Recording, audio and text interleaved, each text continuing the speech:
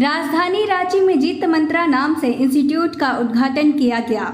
Institute के director Jitendra ने बताया कि यहां स्टडी के साथ साथ दूसरे एक्टिविटी भी कराए जाएंगे।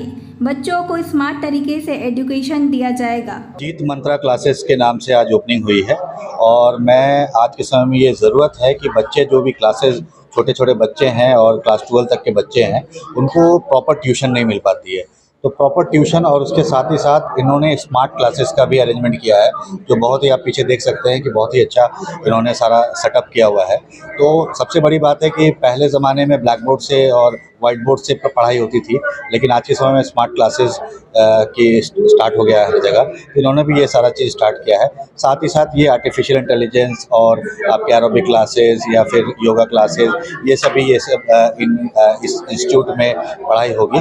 तो मुझे लगता है कि बच्चों का उज्जवल भविष्य है यहाँ पर, और मुझे लगता है बच्चे यहाँ पर आके एडमिशन लें।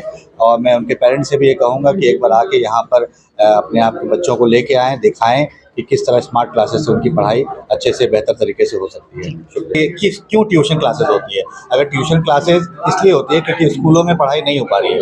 बहुत सारे इसके स्कूल हैं जहाँ पर बच्चे जाते हैं और वहाँ पर उनको प्रॉपर पढ़ाई नहीं मिल पाती है, क्योंकि वहाँ पर जो नंबर ऑफ़ स्टूडेंट्स होते हैं वो बहुत ज़्यादा होते हैं। तो इसीलिए ट्यूशन से 1 by 1 उनको क्लासेस मिलता है, ताकि वो अपने आप को थोड़ा सा सुधार सके और अपने आप को थोड़ा सा। और देखिए, बच्चे ना घर पे पढ़ नहीं पाते, उनको ट्यूशन की ज़रूरत पड़ती ही है, और ये सभी माँ बाप को पता है इस बात के बारे में कि आप ट्यूशन में भेजिएगा या अपने घर पे पढ़ाइएगा, लेकिन पढ़ाना तो आपको पड़ेगा ही। ठीक है। स्कूल का जो टीचिंग हो रहा है बच्चों के कंसेप्ट को क्लियर नहीं करते हैं और वो स्टूडेंट फ्रेंडली नहीं होते हैं टीचर। तो सबसे बड़ी कमी यही है कि बच्चा कुछ पूछना भी चाहता है तो डर से नहीं पूछता। एक और महत्वपूर्ण बात करना चाहेंगे कि एक टीचर किसी बच्चे के भविष्य को बना भी सकता है और बर्बाद भी कर सकता है। जैसे क्लासरूम में कोई बच्चा प्रश्न पूछता है, बट गधा कहीं का तुमको कुछ नहीं आता है। अब एक ही वाक्य ये टीचर का उसका पूरा ज़िंदगी बर्बाद कर दिया, उसका कॉन्फिडेंस ख़त्म कर दिया। प्रश्न उठता है कि अगर वो बच्चा गलत जवाब दिया तो क्या करे?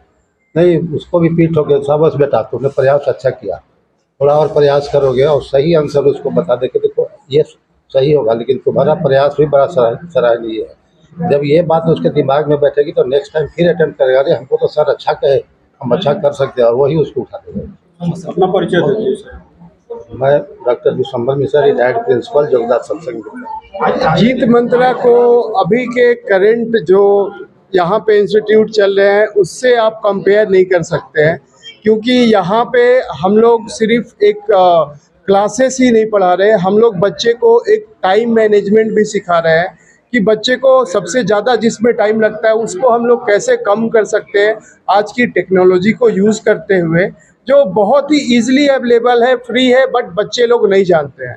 कुछ हम लोग वर्कशॉप भी ऑर्गेनाइज कर रहे हैं बच्चों को, कि जिससे क्या होता है कि अगर पता नहीं है, अगर वो वर्कशॉप करते हैं तो थोड़ा बहुत उनको कॉन्फिडेंस मिलता है कि हम कुछ कर सकते हैं। योगा और मेडिटेशन हम लोग करा रहे हैं, क्योंकि हम लोग बच्चे को बोलते रहते हैं ध्यान से पढ़ो, बट ध्यान से कैसे पढ़ना है वो हम लोग बहुत बाद में जाके पता चलता है। जब हम लोग इस एज पे आते हैं तब हम लोग ध्यान को और पूजा पाठ को महत्व देते हैं, लेकिन हम लोगों को एक जो ब्रेन विकास के लिए जो थोड़ा बहुत योगा है, जैसे नॉर्मल अगर आप बैठते हो पढ़ने के लिए, तो जैसे हम लोग शुरू से सुनते हैं कि सांस चेक करके पढ़ने से आपको हेल्प हो सकता है, तो वो चीज़ हम लोग इम्प्लीमेंट बच्चे से करा सकते हैं।